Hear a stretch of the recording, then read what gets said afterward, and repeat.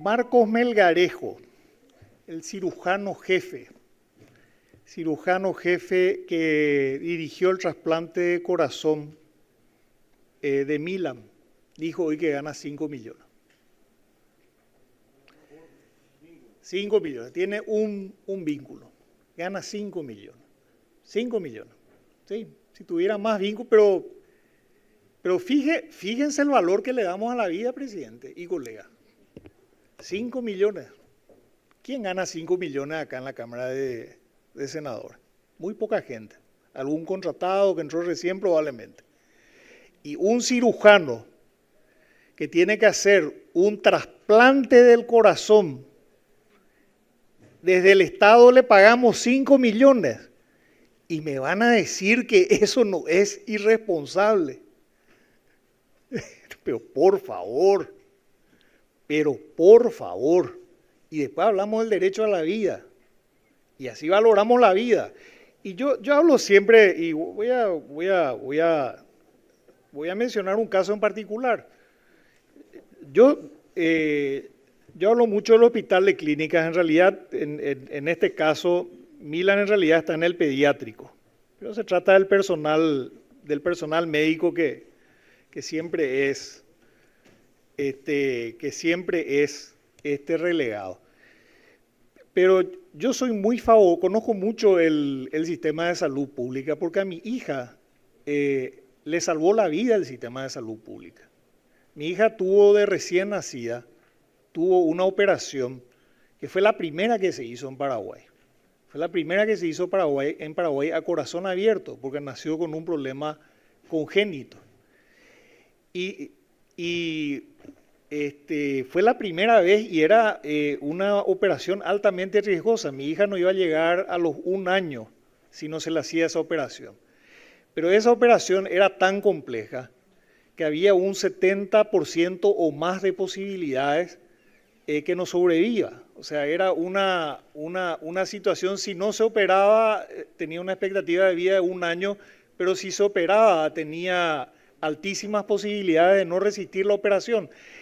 Felizmente la operación salió muy bien y a mí me emociona mucho recordar eso y siempre estamos en contacto con el personal, tanto enfermeras, enfermeros, médicos, médicas que participaron de esa operación. Me emociona mucho recordar eso y cuando veo que no se les reconoce, laboralmente, porque repito, lo que hicieron por primera vez en Paraguay. Y es más, unos meses después, un chico recién nacido también tuvo ese mismo problema. Y su familia optó por llevarle al exterior. Creo que lo operaron en Estados Unidos. Y ese chico no resistió la operación. El sector público le salvó a mi hija, la vida de mi hija. El hospital de clínicas salvó la vida de mi hija. Y a partir de ahí muchos otros casos más.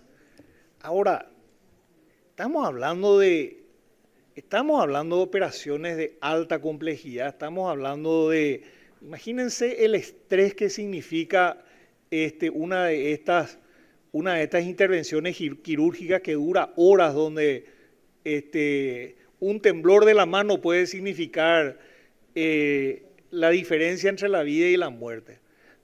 Digo nada más que esto porque, pues sí, conozco este tema. Porque porque ciertamente mi esposa es médica y militó mucho en estas luchas por los derechos de los médicos y también del personal de blanco en general. Más que por eso también pasamos por el sector público. Esa operación no se podía hacer en el sector privado porque no había infraestructura, no había personal especializado para hacer en el sector privado. Así que sí conozco, sí es cierto que el personal no tiene, o por lo menos gran parte del personal no tiene ese reajuste, y sí es cierto que el personal público tiene, el personal médico tiene iguales merecimientos que el resto del personal de blanco. Así que presidente, no es mi afán No es mi afán que acá se produzca una lucha de clases ni nada por el estilo. Todo el personal de Blanco tiene carencias. Lo que dijo la senadora Esperanza Martínez es muy elocuente. Resulta ser que el personal de salud no tiene acceso a la salud. O sea, es un contrasentido. Mientras tenemos seguros de lujo en entidades como el Banco Central o el Ministerio de Hacienda y otros lugares. Y tenemos que decir las cosas, hay que asumir porque estos son los problemas del presupuesto. Estas son las cuestiones que indignan a la gente. Pónganse en el lugar de un médico o de una médica que en este momento está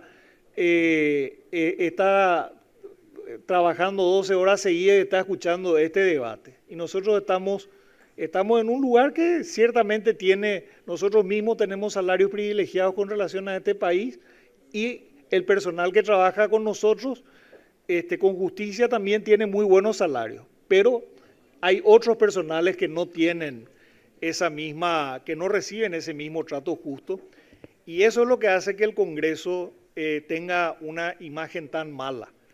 Realmente esto nos llega de instancias ejecutivas, pero nosotros somos los que finalmente aprobamos. Así que si nosotros aprobamos algo de una manera irresponsable, de una manera mal meditada, lógicamente la culpa final es nuestra. Gracias, presidente.